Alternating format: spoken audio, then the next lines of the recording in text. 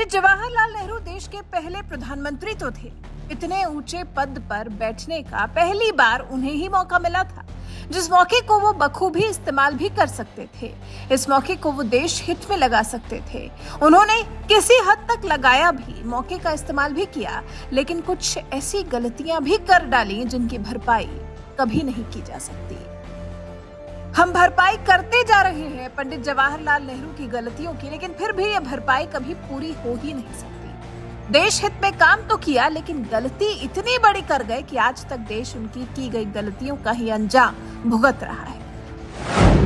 निष्कर्ष पर नहीं पहुंच पा रहा है कि आखिर कब वो दिन आएगा जब नेहरू की गई गलतियों का खामियाजा हमें नहीं भुगतना होगा। अब आप अगर सोच में पड़ गए हैं कि आखिर कौन सी वो गलतियां हैं, तो हम आपको बता देते हैं। पंडित जवाहरलाल नेहरू की 5 गलती।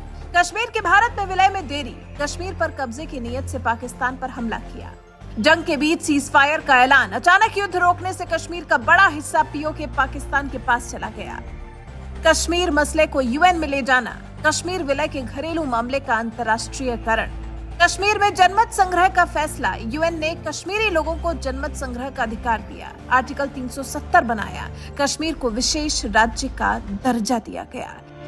ये 5 बड़ी गलतियां की है पंडित जवाहरलाल नेहरू ने,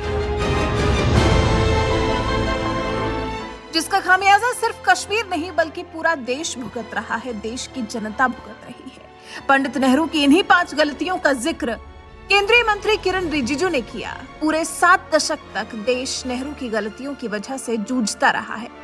रिजिजू ने कहा, इतिहास ने साल 2019 में नया मोड़ लिया। भारत प्रथम ये देश को आगे बढ़ाने का एकमात्र सिद्धांत बना। पीएम मोदी ने नेहरू की इन गलतियों को सुधारते हुए अनुच्छेद 370 को खत्म किया। भारत के सभी क्षेत्रों का एकीकरण पूर्ण हुआ। कश्मीर के भारत में विलय के लिए 27 अक्टूबर 1947 को हुए समझौते के 75 साल पूरे होने पर केंद्रीय मंत्री किरण रिजिजू ने कहा, 7 दशक से ऐतिहासिक झूठ फैलाया गया था कि कश्मीर उन रियायतों में था जिन्हें भारत से जुड़ने में समस्या थी, जबकि 560 के करीब रियायतों में केवल हैदराबाद और जूनागढ़ ने कुछ समस्या पैदा की थी। कश्मीर के महाराजा हरि सिंह ने भारत में विलय को लेकर टालमटोल का रवैया नहीं अपनाया था, बल्कि जुलाई 1947 में खुद ही उन्होंने भारत में विलय के लिए देश के नेताओं से संपर्क साधा था। 24 जुलाई 1947 को पंडित नेहरू ने लोकसभा में यह तथ्य भी स्वीकार किया है। आखिरकार जब 27 अक्टूबर को विलय हुआ, तब भी पंडित नेहरू ने विलय को अस्थायी घोषित करवा दिया। यही अगर पंडित नेहरू ने नहीं किया होता तो कश्मीर को लेकर आज कोई लड़ाई होती ही नहीं। महाराजा हरि सिंह की बात मानकर कश्मीर को भारत का हिस्सा बना लिया गया होता तो आज बहस का कोई मुद्दा रह ही नहीं जाता। लेकिन पंडित नेहरू छोड़ गए हैं मुद्दा बहस करने का, एक दूसरे की लाशें बिछाने का, जिसमें मोदी सरकार के राज में हालांकि सुधार तो हुआ है, लेकिन ये खत्म कब होगा ये तो शायद भगवान ही जानते होंगे, क्योंकि 370 हटाए जाने के बाद से आतंकी ऐसे बौखलाए हैं कि अब टारगेट किलिंग पर उतर आए हैं।